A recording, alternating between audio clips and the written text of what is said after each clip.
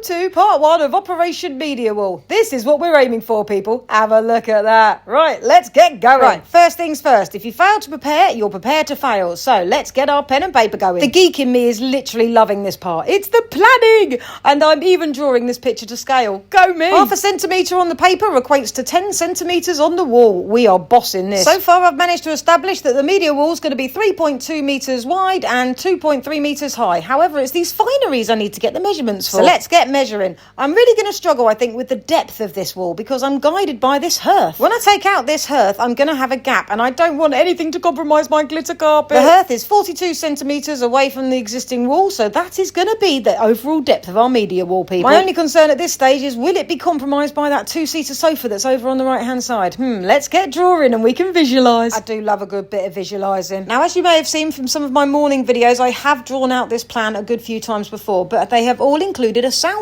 in the middle, of which we no longer have room for. I know. I should have thought about the coving and the skirting way before I ever started putting pen to paper. But now that I've remembered that coving and skirting boards do exist, I need to adjust this plan. So not only have we now killed off the soundbar, but we also need to kill off a shelf either side too. But hey, who needs 4 shelves either side? I don't even have that much stuff, 3 shelves either side will be perfectly fine. Note how I'm using yellow felt tip pen to identify where the backlit areas are going to be. My Sparky will just be so happy with my little plan. And now, because we're going from 4 shelves to 3 shelves either side, that's completely mucked up my measurements, so I need to redo those. I also want to make sure that everything is visually symmetrical. I'm nothing if not visually symmetrical. So the total length of the biggest item, which is the fire, is 204 centimetres, which is a perfect width for the TV recess. Now that everything lines up symmetrically, I'm a happy bunny. Check that out. Boom! First plan done! Yay! Even a little picture for the fire. So now I've figured out what I want this thing to look like. Now I need to figure out how on earth I'm ever going to build it. Keeping to my scale of 0.5 centimetre on the paper equates to 10 centimetres on the wall, and that means that my little 4x2s are going to be denoted by 2mm spaced lines. This is all very laborious, but also brilliant fun. My thinking at this stage is basically, if I know what I want it to look like, then I know what I need to build it. If I know what I need to build it, I know what I need to buy. Makes sense in my head. Now, I've done more than my fair share of DIY before, and I've even built bits and bobs too, so I'm beginning to remember all my old-fashioned rules. Let the tool do the work. Drink copious amounts of tea. Moan a lot and blame the other tradesmen. And I'm also remembering my 400 centres. Not that I'm going to be building a car park on this frame, you understand. It's simply just going to frame out my TV and new fireplace. So from these completed designs, I will have my shopping list. Oh, I do love a bit of colour coding. In the top picture, I've used yellow to denote the areas which will be lit. However, in this timber frame diagram, I'm going to use yellow to denote which bits are the timber. Now, from this diagram, I can ascertain that I need about 18 to 20 lengths of 4x2. Yay! So I think I'll order 25 just to be sure. That's the timber all sorted out. Now on to find screws and brackets. Yay, we get to go shopping. Tune in for part 2.